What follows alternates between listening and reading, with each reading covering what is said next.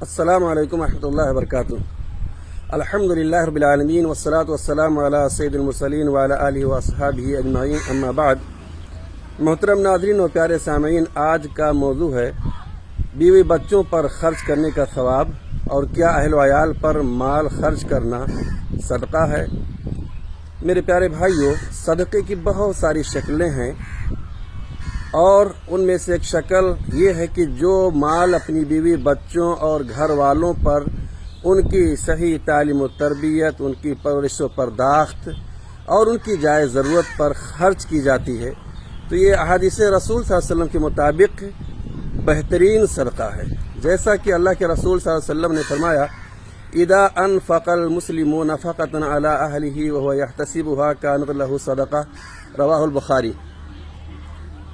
جب مسلمان اپنے اہل پر کوئی خرچہ کرتا ہے اور نیت ثواب کی ہوتی ہے تو یہ اس کے لیے صدقہ ہے۔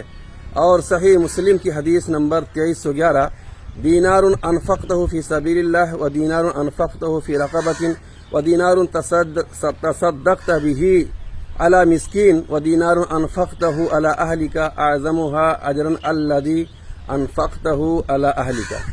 رسول اللہ صلی اللہ علیہ وسلم نے فرمایا، وہ دینار جس کو تو نے اللہ کے راستے میں خرچ کیا، اور وہ دینار جس کو تو نے غلام پر خرچ کیا، اور وہ دینار جو تو نے مسکین پر خیرات کر دیا، اور وہ دینار جو تو نے اپنے اہل و عیال پر خرچ کیا، ان میں سب سے زیادہ ثواب اس دینار کا ہے جو تو نے اپنے اہل و عیال پر خرچ کیا۔ اور صحیح مسلم کی ایک اور روایت ہے، حدیث ہے، من علی جاریتین حتی تبلغ جاء یوم القیامت انا وہو کہاتین وضم اصابعہ۔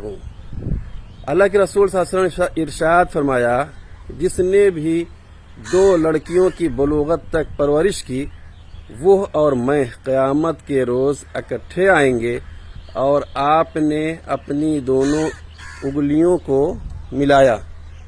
میرے بھائیوں، اللہ کے رسول صلی اللہ علیہ وسلم نے اپنے دونوں انگلیوں کو ایسے ملایا کہ ایسے وہ جنت میں میرا رفیق ہوگا، میری صحبت حاصل ہوگی۔ کتنی پیاری حدیث ہے۔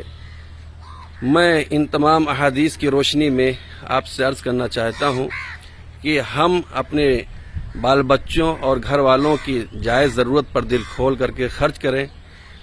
ان کے کھانے پینے کا مسئلہ ہو، ان کے کپڑے کا مسئلہ ہو، ان کی تعلیم و تربیت کا مسئلہ ہو، ان کے علاج کا مسئلہ ہو، جو بھی پیسے خرچ ہوتے ہیں انشاءاللہ قیامت کے دن یہ صدقے کی شکل میں آئیں گے، بہت سارے ثواب کے ساتھ ہمیں اللہ رب العالمین واپس کرے گا۔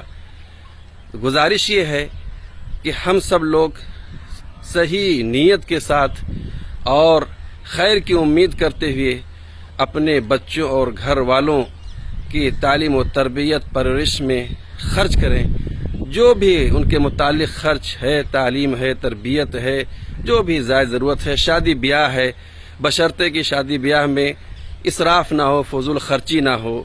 آپ شرعی حدود میں رہ کر کے جو شادی بیاہ میں جو خرچہ آئے گا، یہ سب ثواب ملے گا انشاءاللہ، صدقے کی شکل میں اللہ واپس کرے گا۔